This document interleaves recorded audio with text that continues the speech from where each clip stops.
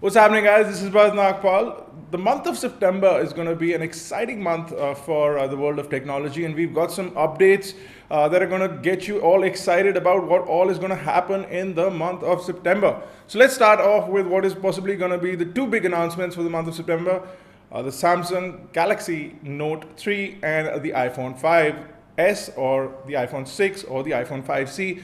We don't know what's going to be coming from Apple, but we sure do know what's coming from Samsung. So let's start off with the Galaxy Note 3. The Samsung Galaxy Note 3 will be announced at the Unpacked event that's going to happen at IFA in Berlin on September 4th, 2013. What we do know about the phone is that it's going to be an upgrade from the Galaxy Note 2, and it's going to have a lot of new interesting features that are going to be added. Let's talk about the build quality. We know that it's going to be slimmer, the design is going to be flatter, it's going to be more flatter from the back as well. According to the press renders, it's going to be completely flat, almost like an iPhone-esque design, where it's going to lay flat on the table.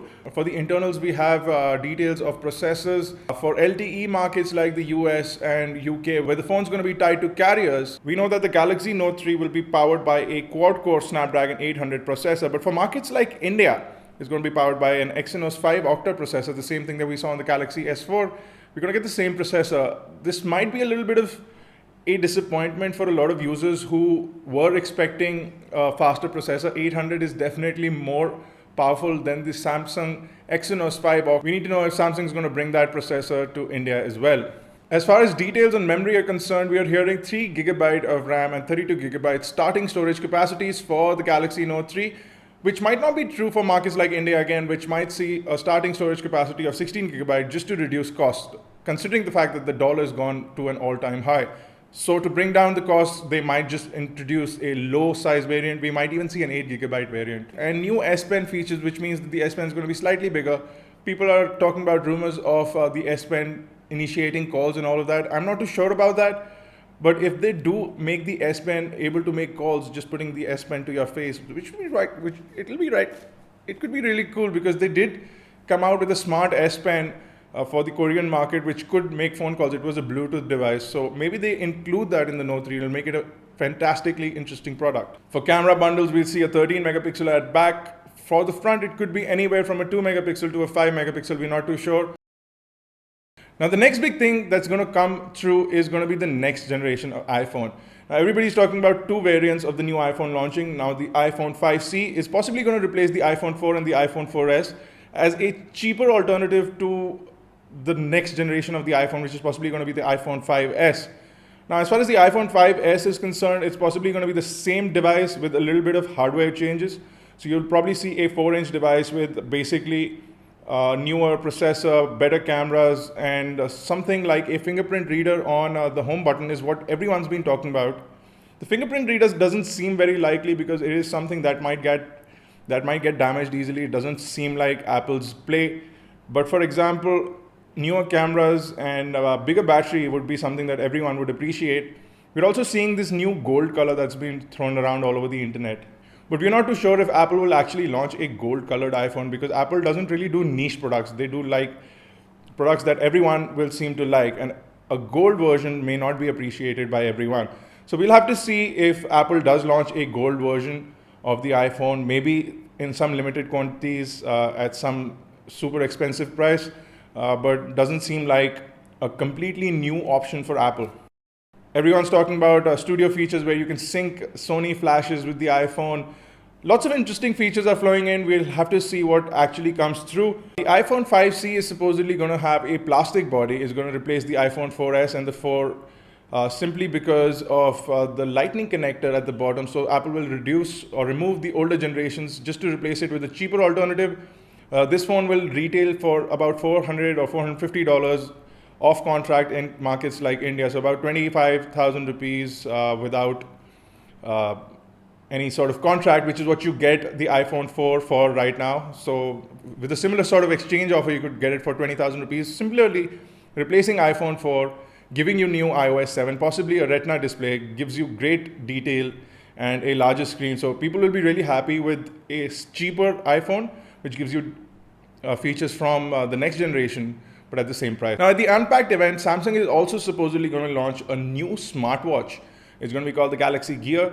It's going to have a curved glass display, a pixel resolution of 320 by 320 pixels, which is really nice. It'll also have features like a microphone and a speakerphone to initiate voice calls. You'll have capacitive touch buttons on the device itself. If this device will actually have a full-fledged version of Android on it, or will it sync with your smartphone to give you those features on the watch, is something that needs to be seen. But if it's a standalone device, it should do really, really well, because if you have Google Glass as a concept, people are really loving that. If you get a watch which has all the features that you could ask for, and it is a wearable device, people would really appreciate. Okay, let's get a little localized now. Nokia yesterday announced the new Nokia 925 and the 65 Lumia phones.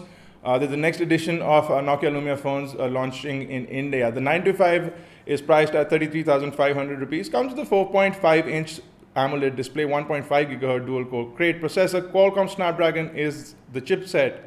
You have an 8-megapixel camera at the back, 1.3 megapixel camera in the front, 16 and 32 gigabyte storage capacities. The new display also has Gorilla Glass, in case anybody is wondering. You don't have micro SD card expandability, which is a sort of a shame. You have 1 gigabyte of RAM, and you have this new chassis, which is stronger and more robust than the one that we saw on the 920. As far as the 625 is concerned, it's priced for 19,499, which is just shy of 20,000 rupees. Now this one has a 4.7-inch LCD display without Gorilla Glass. You have a 1.2 GHz dual-core processor, 512 megabyte of RAM, a 5 megapixel main camera, and you have internal 8 gigabyte of storage. You can expand it via micro SD card.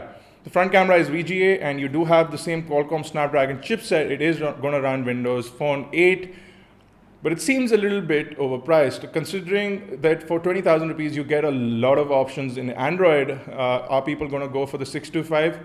Only time will tell. We're going to get our hands on with the device really soon, so you can expect a full review on both these devices really, really soon. So we'll get you all the updates on that. As far as more localized news is concerned, Micromax is going to launch the Canvas Doodle 2 in the upcoming week. The new Canvas Doodle 2 or the Micromax A240 is going to have the same chipset that we saw on the Micromax Canvas 4, which is the MediaTek 6589, 1.2 gigahertz quad core. You'll also see 1 gigabyte of RAM. You'll see 16 gigabyte of inbuilt storage, which is going to be fixed, non-expandable storage. You have dual SIM card slots, a 5.7-inch HD display, so 1280 by 720.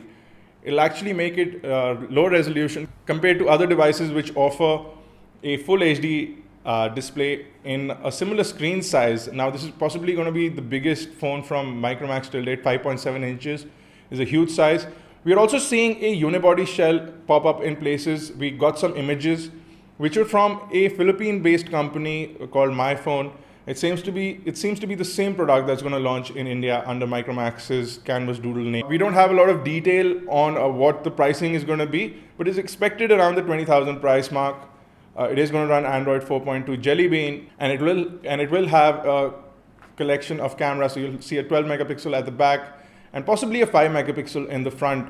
So as far as that is concerned, the device seems, again, as a new venture from Micromax. You'll see a completely new style of build quality, a unibody metal at the back, and a non-replaceable battery, non-replaceable back cover. You'll just have 2 SIM card slots that you can take out and remove the SIM cards from, and that's about it. So a completely new device from Micromax. How well will it fare? It'll also possibly have a stylus, hence the Doodle name, but will it fit inside the device? Will it stay outside?